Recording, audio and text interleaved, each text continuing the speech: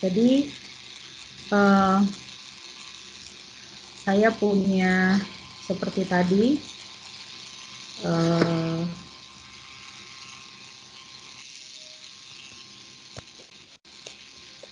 yang selalu saya sampaikan di sini adalah konsep, dan konsep ini tidak akan dikeluarkan pada saat kuis atau ujian karena saya tidak mengeluarkan lagi contoh-contoh soal atau konsep-konsep yang seharusnya sudah kalian pahami di kelas ya. Jadi kalian harus belajar sendiri untuk style soal-soal yang angka-angkanya sudah ada dan lengkap gitu ya, kalian belajar sendiri ya.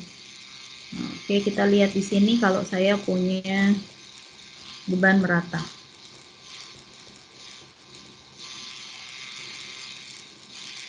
Q di sepanjang L, ini A, ini adalah B, dan kalau kita mempunyai I yang merata seperti itu, maka titik beratnya ada di tengah sebesar PL.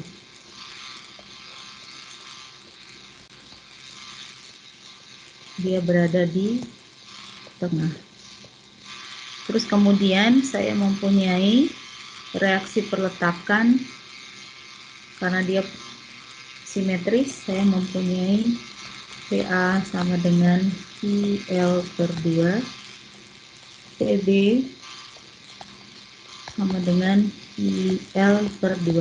Ini angka ini tinggal dibagi 2 karena simetris kebetulan ya, kebetulan simetris. Nah, kemudian ini ingin saya gambarkan gaya dalamnya. Ingin saya gambarkan gaya dalamnya di sepanjang bentang AB ini gitu. Jadi saya melakukan potongan sembarang, Pokoknya di sekitar AB itu mau deket ke A, mau deket ke B juga boleh, nggak apa-apa karena berlaku untuk di sepanjang bentang ini. Nah, tidak ada lonjakan-lonjakan lain.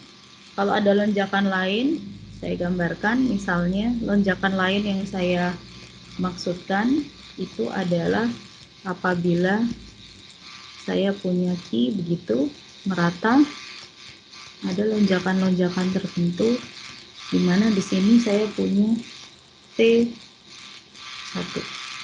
sehingga saya harus potong dia di potongan sini, potongan kiri, sebelah kiri P, dan di sebelah kanan P saya punya potongan 1, potongan 2. Tapi terus kemudian ada lonjakan lain lagi dalam bentuk P2. Nah, sehingga saya harus memotong lagi di sini, potongan 3. Kemudian ada lonjakan lain lagi, saya diberitahu ada beban tambahan lagi di situ.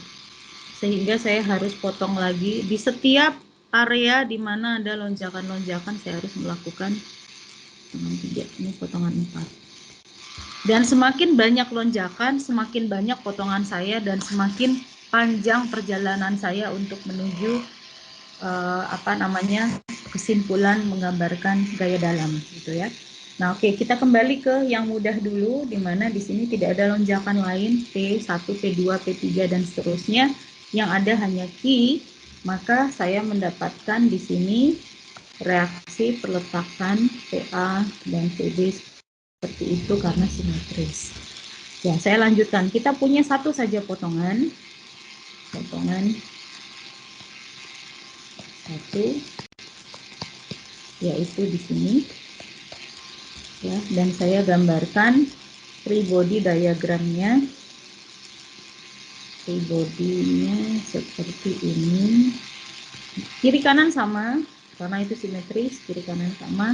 Saya potongnya kan di potongan satu itu, pas di sini saya potong dengan jarak X.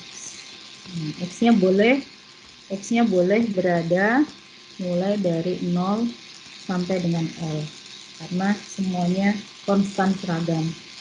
Dan saya mendapatkan data awal adalah QL/2 sebagai reaksi peletakan, dan akibatnya saya mempunyai gaya dalam, urat-uratnya keluar di sini.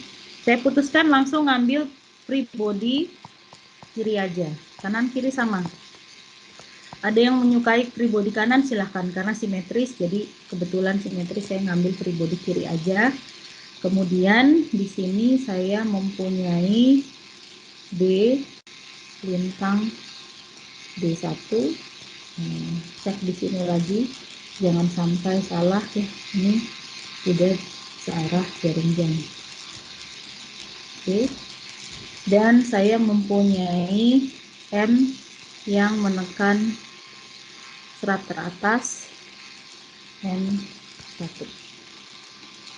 Dan akibat Q yang bekerja sepanjang X, ini Q bekerja sepanjang X, saya mempunyai di sini Q yang bekerja hanya X, gitu. Yang bekerjanya hanya sepanjang X, bukan L, karena potongannya adalah sampai dengan X. Dan jaraknya terhadap potongan 1 adalah X/2. Jaraknya adalah X/2. Oke, kita cek free body kiri, sigma horizontal sama dengan 0. Sayang sekali tidak ada gaya horizontal di A, sehingga otomatis saya mempunyai N1-nya menjadi 0. Ini kemudian kita simpan supaya nanti bisa kita gambarkan ya. Oke. Kemudian sigma vertikal sama dengan 0. Sigma vertikal sama dengan 0. Saya mendapatkan di situ D1, saya ke bawah ya.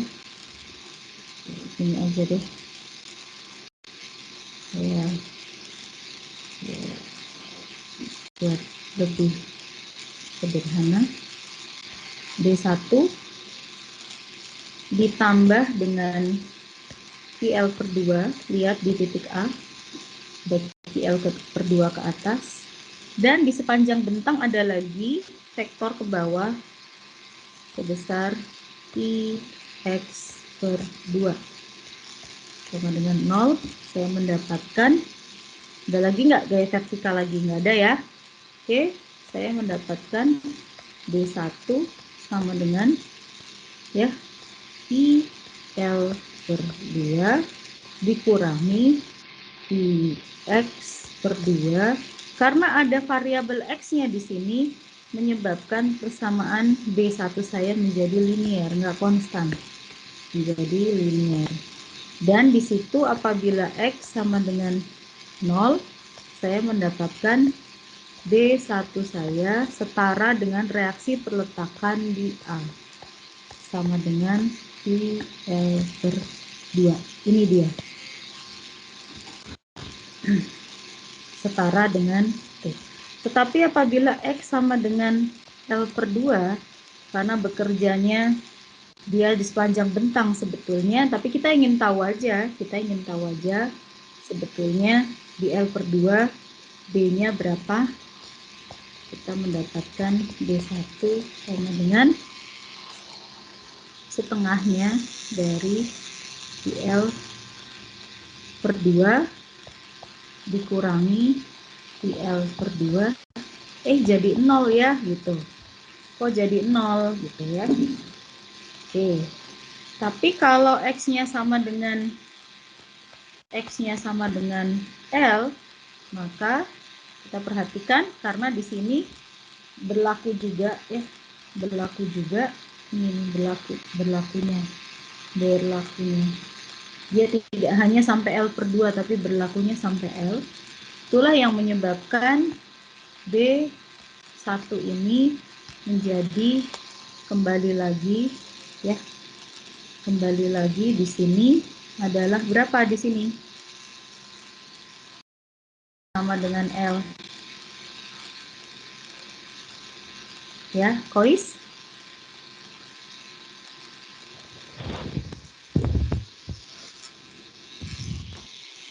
Kembali ke 0 lagi, Bu. Ini ada kesalahan nggak kamu lihat apa yang saya kerjakan? Dari sini.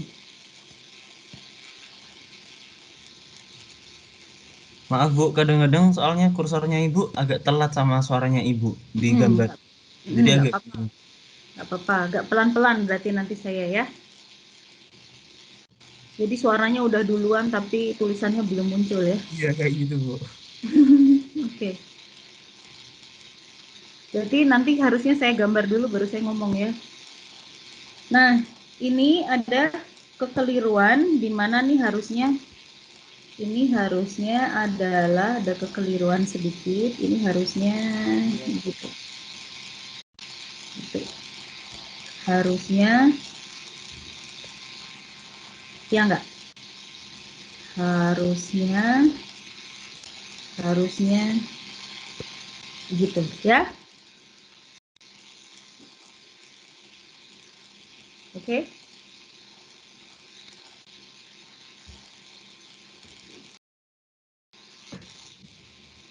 Oke ya. Harusnya ini sama dengan Px ya. Sehingga pada saat X sama dengan L, B1 adalah saya gambarkan dulu. B1 di sini kan ya. B1 sama dengan ini supaya nggak sulit ya.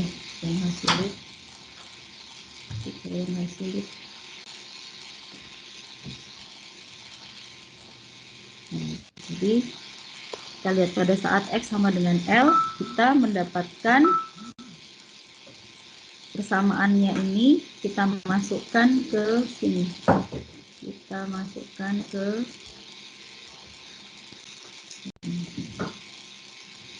Atau kita masukkan ke sini. Pada saat X sama dengan L, kita mendapatkan B1 sama dengan L, B1 sama dengan berapa? Minus L. Pada saat X sama dengan L, B1 sama dengan minus L per 2, karena saya memasukkan X itu di X sama dengan L, yaitu di titik D. Oh iya. D. Dan ini di titik A. Ya, seperti itu. Saya tandai.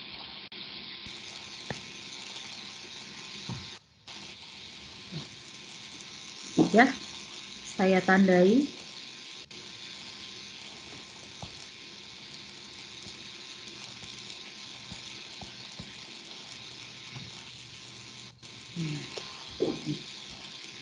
Atau dengan kata lain, ingin diketahui ya, misalnya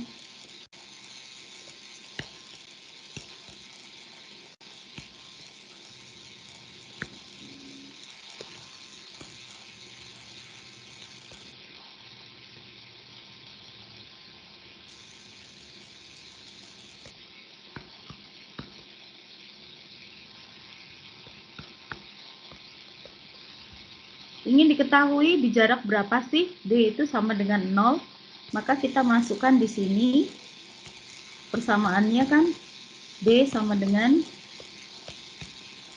QL per 2 dikurangi Qx. Jika ya nilai ini adalah sama dengan 0,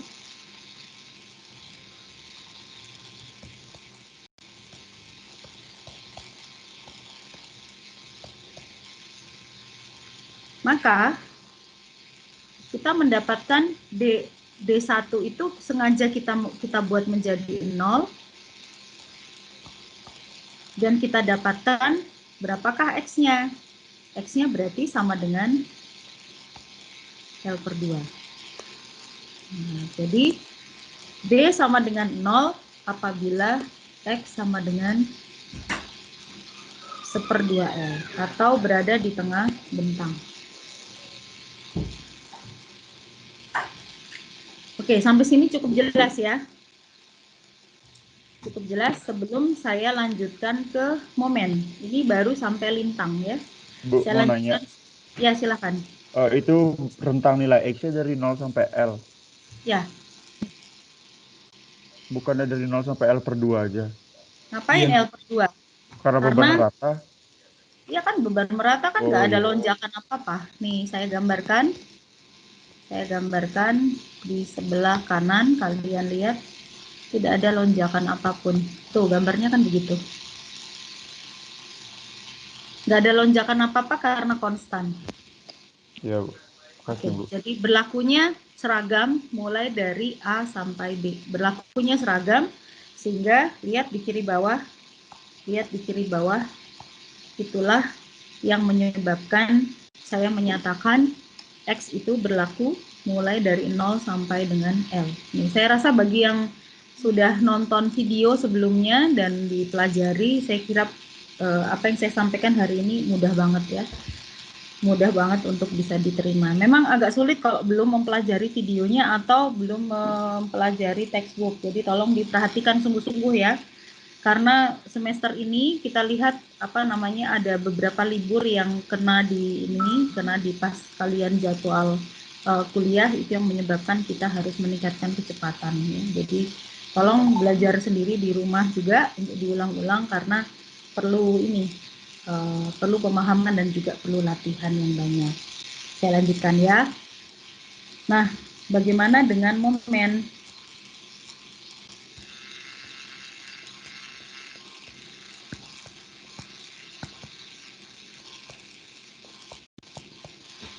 Bagaimana dengan momen di potongan 1?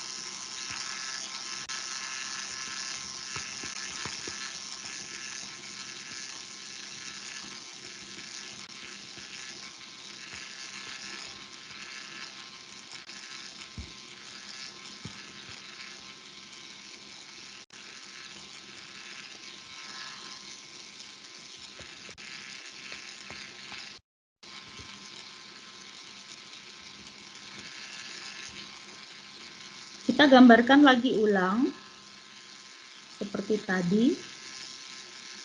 Ya, kita gambarkan ulang seperti tadi. Di sini ada reaksi peletakan. Ada reaksi peletakan, terus kemudian juga berlakunya X. Kita beri tanda di situ. Dan ini adalah Qx yang jaraknya X per 2 dari potongan 2 ya. Sigma momen di potongan 1 potongan 2 sih, potongan 1 ya. Mana ada satu potongan, sorry. Mana ada satu potongan.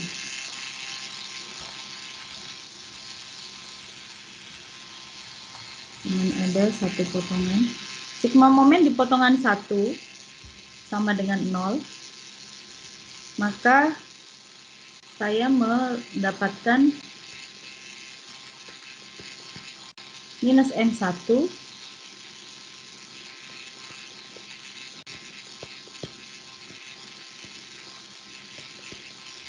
dikalikan positif QL per 2 dikalikan dengan jaraknya adalah X, ya.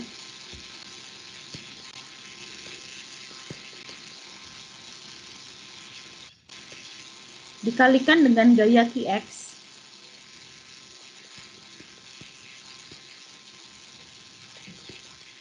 yang jaraknya adalah X per 2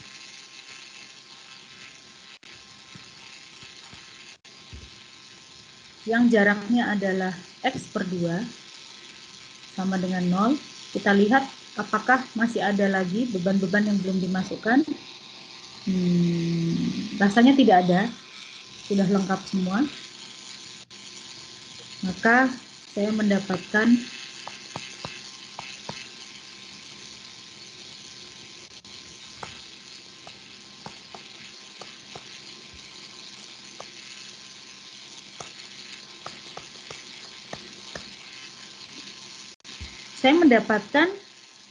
momen potongan 1 itu merupakan bentuk yang kuadratis.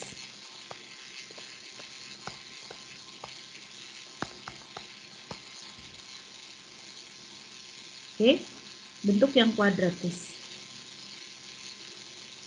Nah, sifat yang kuadratis ini ingin saya cek apabila X sama dengan 0, yaitu di titik A.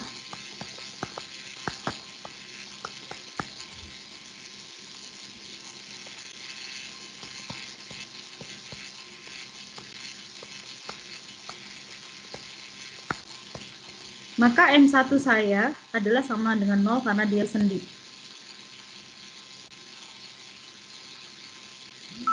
Apabila X sama dengan L per 2, saya masukkan ke dalam persamaan M1. Maka saya mendapatkan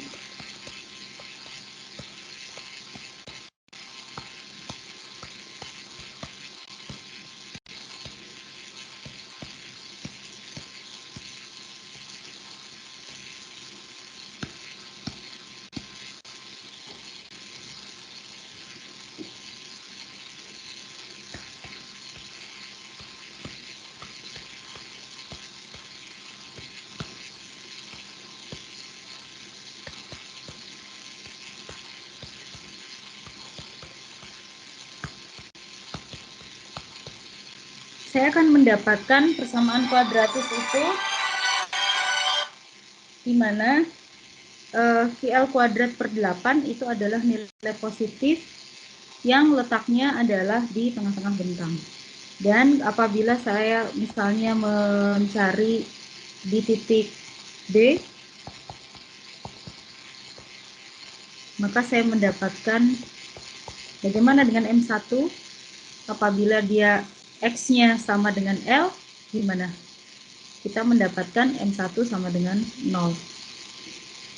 Karena di situ adalah roll. Ya, seperti itu. Nah, oke, saya memberi tanda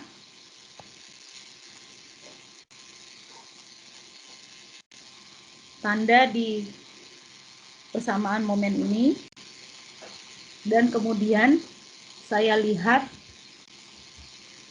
D-nya itu adalah seperti ini. Seperti ini. Ya, ini. D-nya ini adalah ini. Nah, QL per 2 dikurangi QX. Saya masukkan di sini. Saya mendapatkan contekan dari samping QL per 2 dikurangi QX. Itu adalah data yang saya dapatkan dari sebelah. Nah, kalau saya perhatikan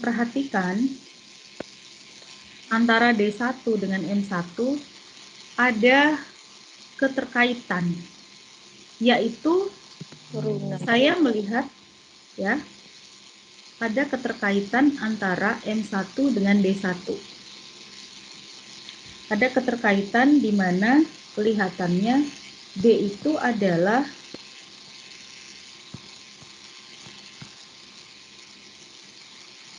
D itu adalah turunan pertama terhadap dx dari persamaan momen saya. Kalau momen ini diturunkan terhadap dx, maka saya mendapatkan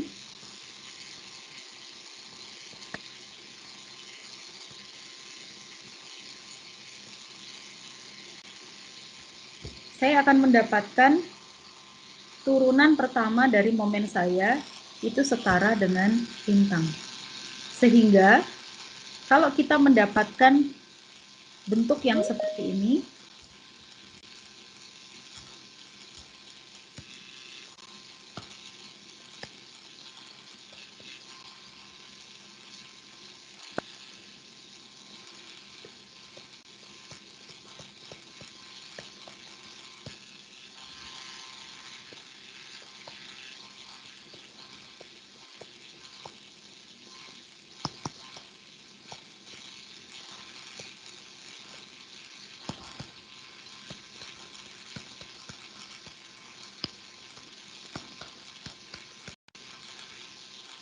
kita pelajari dari matematika seperti itu akan optimum apabila saya mendapatkan turunan pertamanya sama dengan 0, ya. Turunan pertamanya sama dengan 0, saya akan mendapatkan nilai yang optimum. Sehingga pada saat D sama dengan 0, kita akan mengetahui di D sama dengan 0 itu kebetulan tadi kita dapatkan di L/2. Nah, itulah kita mendapatkan momennya adalah maksimum. Gitu, kebetulan. Nah, jadi kalau kita gambarkan,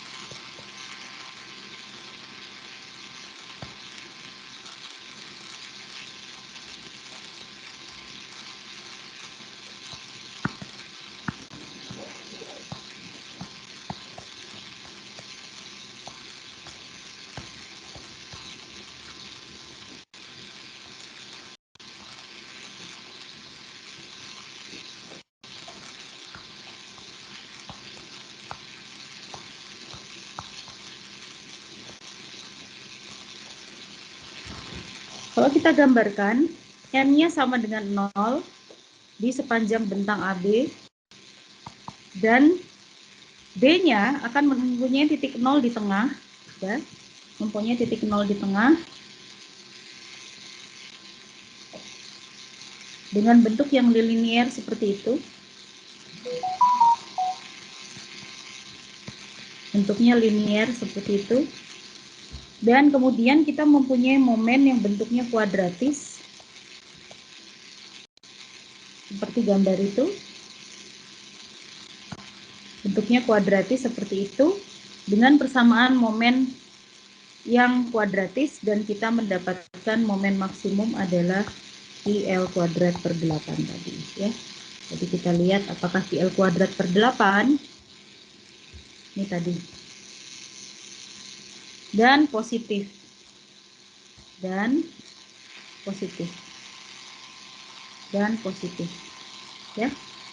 dan positif, sehingga gambarnya adalah seperti ini. Dengan ini adalah nilai momen positif terbesar.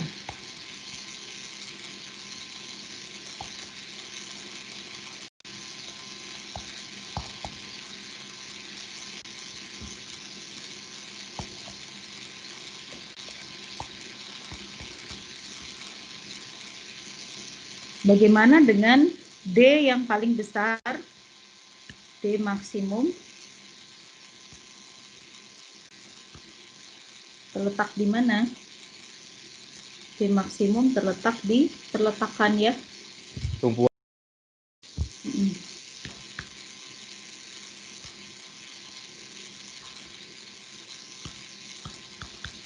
Oke, sampai sini ada pertanyaan? Apakah ada pertanyaan? Tidak ada pertanyaan? Saya sudah di screenshot atau sudah dicatat? Sudah di screenshot, Bu. Oke, saya kembalikan ke layar semula. Ya, baik.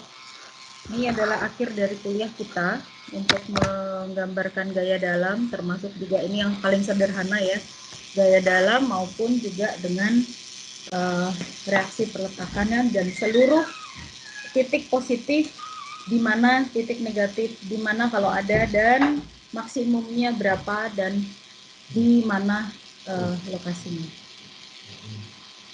Ya, cukup jelas ya. Nanti dipelajari lagi videonya, ini rekamannya juga nanti coba saya cek apakah bisa dilakukan editing, dan nanti akan saya sampaikan linknya. Oke, terima kasih. Saya ada kuliah yang berikut tepat jam 9, saya akhiri ya. Assalamualaikum warahmatullahi wabarakatuh. Waalaikumsalam. Waalaikumsalam warahmatullahi wabarakatuh. Mas, Terima kasih, Terima kasih, Bu. Bu. Terima kasih, Bu. Terima kasih, Bu. Terima kasih, Bu.